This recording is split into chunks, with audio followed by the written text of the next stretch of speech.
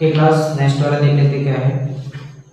इसमें देखो दिया है, आपको अगर दिख रहा हो तो, all month in the Indian solar year, है ना, all month in the Indian solar year.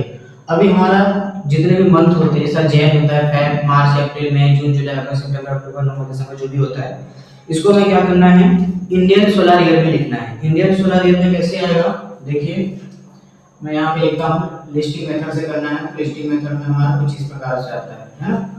Listing method में करना है, कोई मंथ का नाम लिखना है सोलर ईयर में।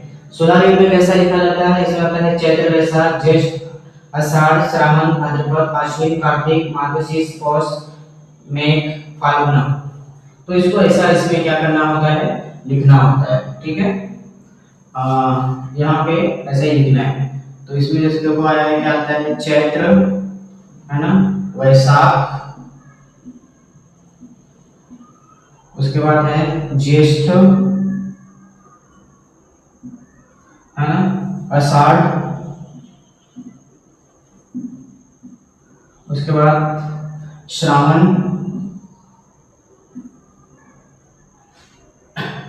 उसके बाद भाद्रपद,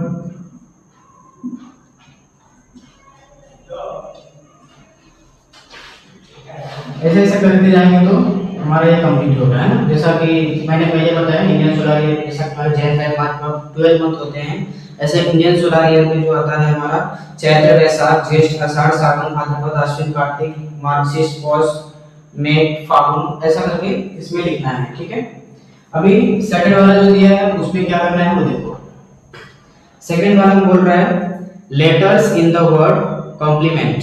अब यहाँ पर मैं लेटर्स लिख रहा हूँ कॉम्प्लीमेंट करके, ठीक है। COMPLEMENT,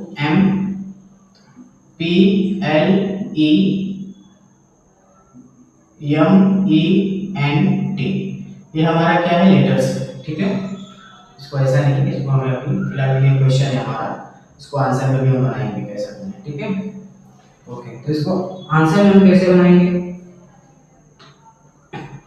ठीक है। तो ये जो हमारा क्वेश्चन है, इसको हमें क्या करना है, इसका आंसर बनाना है, ठीक है। आंसर इसका कैसे बनेगा वो ध्यान देना। इसको मैं जरा इरेज कर देता हूं, ठीक। तो इसमें क्या करना है, इसमें रिपीटेड नंबर नहीं होना चाहिए, ऐसा लेना है, ठीक है। इसी को मैं बना रहा हूं। जैसा देखो पहले क्या लिखना है, सी मैंने मिटा दिया था, सी के इसके अंदर, सी का तो मेन रोल है, सी में लिखा तो मजा नहीं आएगा, सी, ठीक है। तो सबसे पहले क्या लिखना है, सी लिखना है। चलो मैं यहाँ पे सी लिखता हूँ। उसके बाद ओ लिखना है, ओ लिख देता हूँ। उसके बाद एम लिखना है, एम लिखता हूँ। उसके बाद पी लिखना है, पी लिख देता हूँ। उसके बाद एल लिखना है, एल लिख देता हूँ। उसके बाद ई लिखना है तो ई भी लिख देता हूँ। उसके बाद फिर एम आया, एम लिखना नहीं है क्योंकि ऑलरेडी मैंने एम लिख चुका है। जो चीजें हम लिख चुके हैं उसको दोबारा रिपीट नहीं करना है, ठीक है। तो एम मैंने ऑलरेडी यहाँ पे लिख दिया था, तो एम नहीं लिखना है। ई भी नहीं लिखना है क्योंकि ई ऑलरेडी मैंने लिखा है वहां पे। एन, एन नहीं लिखा है ना, एन लिख दो। तो यहाँ पे एन लिखा, उसके बाद टी नहीं लिखा है, वो भी टी लिख दो, ठीक है।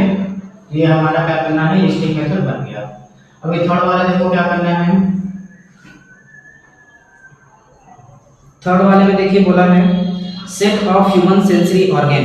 यहाँ पे देखो दिया है set of human sensory organ, ठीक है।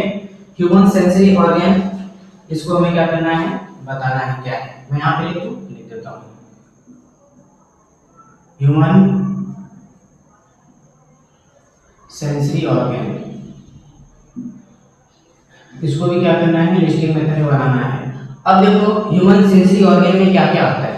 ह्यूमन सेंसरी ऑर्गन में क्या क्या आता है, जैसा हम लोग आंख से देख सकते हैं, कान से सुन सकते हैं, मुंह से बोल सकते हैं, है ना, स्किन से महसूस कर सकते हैं, जीभ से बोल सकते हैं, है ना। ये सब क्या है, हमारा ह्यूमन सेंसरी ऑर्गन है, ठीक है।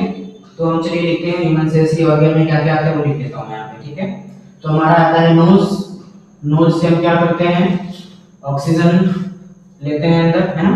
उसके बाद ईयर्स आता है, ईयर से क्या करते हैं, हम सुनते हैं।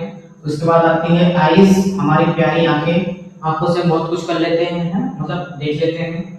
उसके बाद टंग आता है, हम टंग को भी लिखेंगे, ठीक है। टंग हमारे बोलने में बहुत मदद करता है।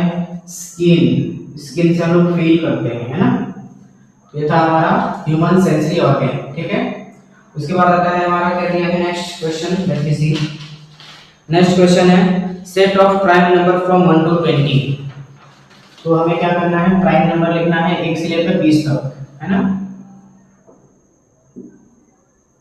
प्राइम नंबर फ्रॉम 1 to 20, 1 से 20 तक क्या करना है, प्राइम नंबर हमें लिखना है।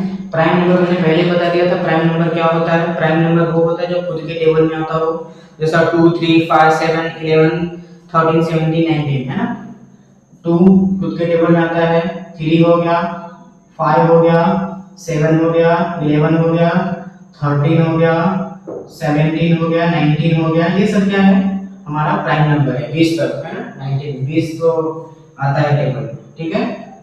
ये सब क्या है, हमारा प्राइम नंबर है 1 से लेकर 20 तक। ये हो गया हमारा प्राइम नंबर। उसके बाद नेक्स्ट क्या है, नेक्स्ट वाला जो तो देख लेते हैं। नेक्स्ट है name of continent of the world. Continents का नाम लिखना है,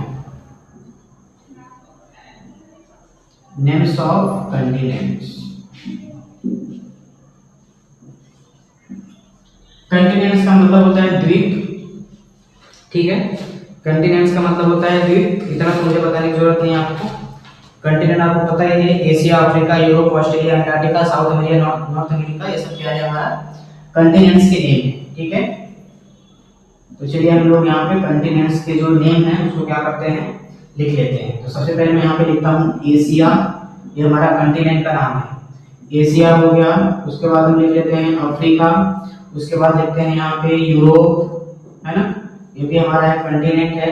उसके बाद ऑस्ट्रेलिया, है ना, ऑस्ट्रेलिया भी हमारा क्या है, कंटिनेंट में आता है। उसके बाद अंटार्कटिका, एक अंटार्कटिका भी हो गया।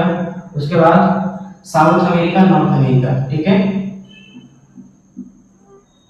South America and north America, ठीक है। ये क्या है हमारा नेम्स ऑफ द कंटिनेंट्स, ये कंटिनेंट्स के क्या है नाम है, ठीक है। ये कर लीजिए, ठीक है, इसको कर लीजिए। उसके बाद देखते हैं इसके बाद क्या है, इसको आप लिख लीजिए, उसके बाद देखते हैं, ठीक है।